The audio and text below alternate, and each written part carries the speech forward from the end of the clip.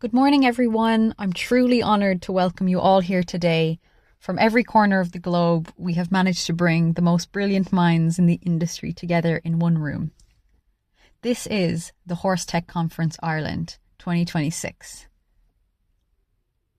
Over the next few days, I'll be sharing a bit about myself, the journey about what brought me here, the vision behind the HorseTech Conference. It's not really what you think. It's not a traditional conference. And most importantly, the message I hope you'll carry with you long after this event ends. I was just a little girl obsessed with horses. Maybe that sounds familiar. Many stories usually begin this way. A childhood passion, a dream. But for me, it was real. I'd count horses in the field. I was nearly kicked out of the car one time on our way from Galway to Manchester because myself and my sister had this idea that we would count every single horse we saw on the way. She on one window, I on the other. We made this rule. We worked together. It was extremely annoying for everyone in the car. What we were essentially doing was counting every single horse in our path from Galway to Manchester. It was going to take us hours and hours. But we were curious to know how many there would be. We also knew that we were going to have a big break when we got on the ferry at Dublin Port that would bring us to Holyhead, because there was no horses in the ocean. Apart from Tirnanog, maybe. It was a stupid idea, but mainly it was annoying for the others.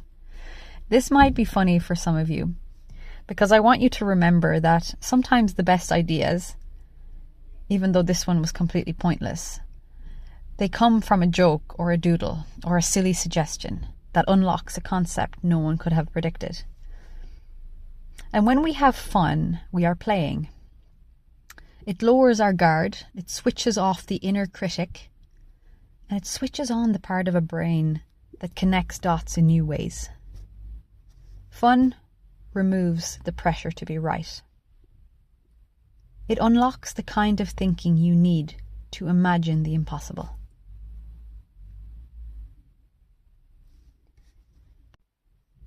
I want you all to try and have fun today. I don't want fear to be a barrier to innovation, especially fear of failure and fear of success. Because when we're fearful, it stops individuals and organizations from experimenting, changing, and following through on new ideas. My love for technology didn't come from a computer lab or a coding bootcamp. It actually came from the time I was studying equine science at the University of Limerick. Now, I wasn't the most studious person. I was very committed to the practical side. I was trying to compete my horse, work with a vet and a professional show jumper, all while I was still studying my course. I was everywhere all the time. I would have to skip class, sometimes early. I'd have to write emails to the dean and my professors asking permission to skip labs, just so that I could travel the country with my horse and compete that weekend. But that gave me experience. The experience of being out in the real world. Away from my desk, away from the library. I became curious, and I was able to ask real questions. So, it was time to write my thesis. I didn't need to choose one of the pre-written thesis topics. I entirely made up my own hypothesis. Went out and conducted a data project, something almost no one else in my class was doing at the time. I was one of the few students who chose to dive into data. And we talk here about data-driven innovation. But the data you never get, because people don't feel safe to report near misses or awkward truths or failures or something that happened in the stable with a horse. It's just brushed under the carpet. This is the most expensive data of all time. And it's the foundation for innovation. I promise you I'll move away from my academic background after the next story. Within a year of graduating in UL, I went to Belgium, the heart of show jumping horses in Europe. I was so excited. I was helping prepare some of the most young horses with best talent for the World Breeding Championships in Lanaken. There were some problems. And they didn't want to be dressed. So I said, I'm going to study business management. And maybe someday I'll be able to make the world a better place for the horse, where we design with the horse in mind, where we use design thinking strategies to think of horse-centric solutions. But anyways, it was time to write my next thesis. I had a fantastic professor, Professor Allard van Riel. And he said to me one day, Rachel, can you please think of another topic besides horses for your thesis? Remember, this is a business management master's. Can you try and keep it business related? So I went back to the drawing board and I thought, okay, I'll choose one of the pre-written thesis topics. I hated doing that. I thought, where is my curiosity? Is it gone? Why am I doing this? So anyways, I settled on the topic, characteristics of CEOs.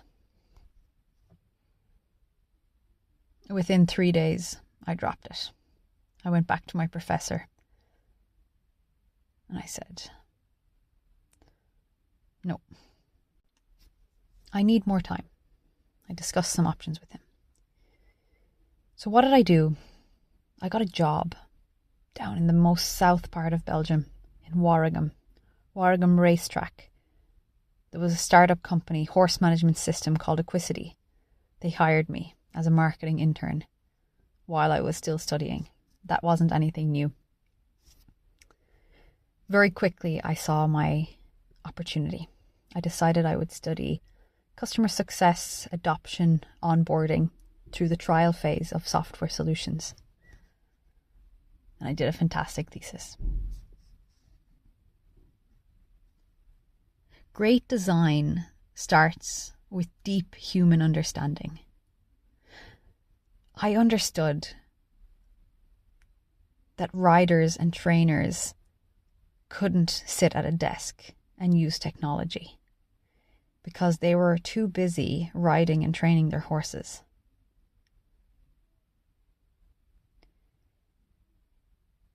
It needed a different kind of thinking. Every innovation begins by seeing the world through others' eyes. And so now I was studying how riders could interact with technology without asking them to step away from their horse. Today we live in a world where we have to design products, solutions in a horse-centric method. This means getting close to riders and grooms and vets and horses.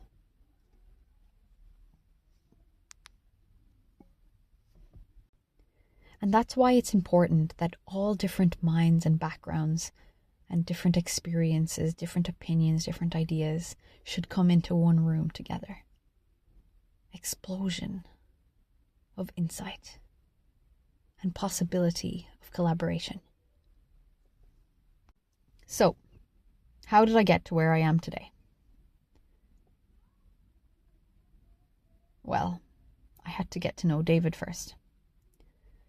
So I was working with a highly advanced gaming company from Singapore. We used smart contracts to give digital racehorses their own DNA characteristics and personalities.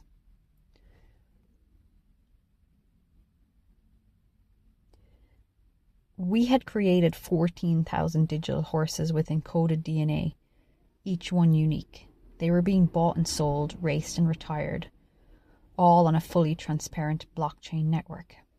I brought this company to Las Vegas, where we managed to meet Charles Hoskinson, the founder of the Cardano blockchain, in which the game is built, and co-founder of Ethereum. The biggest lesson I learned was that trust is built through transparency, not assumptions. And blockchain is a technology that strengthens trust, security, and clarity. But the actual format of this conference was inspired by a moment last year. I met David at a horse technology event. We were sitting in a formal room with almost no time to talk, no space to network, and certainly no permission to discuss real industry challenges. It was the opposite of what our sector needed. We wanted to create an environment free from fear, free from hierarchy and ego.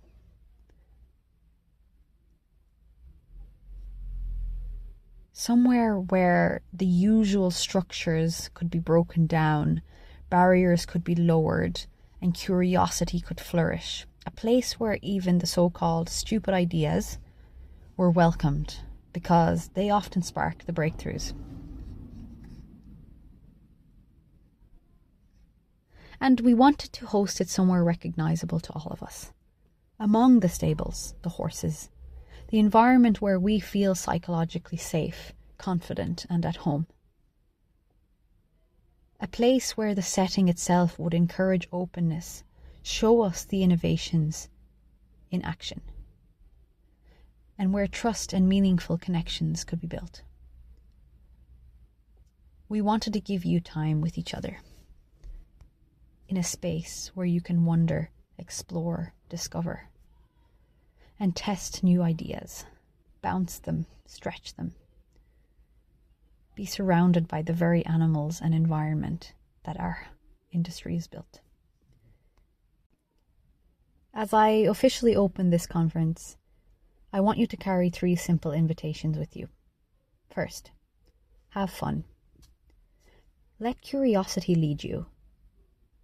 Let play lower your guard. And let the stupid ideas breathe. Second, collect the real data, the honest data, the imperfect data that changes systems, protects horses, and drives meaningful innovation.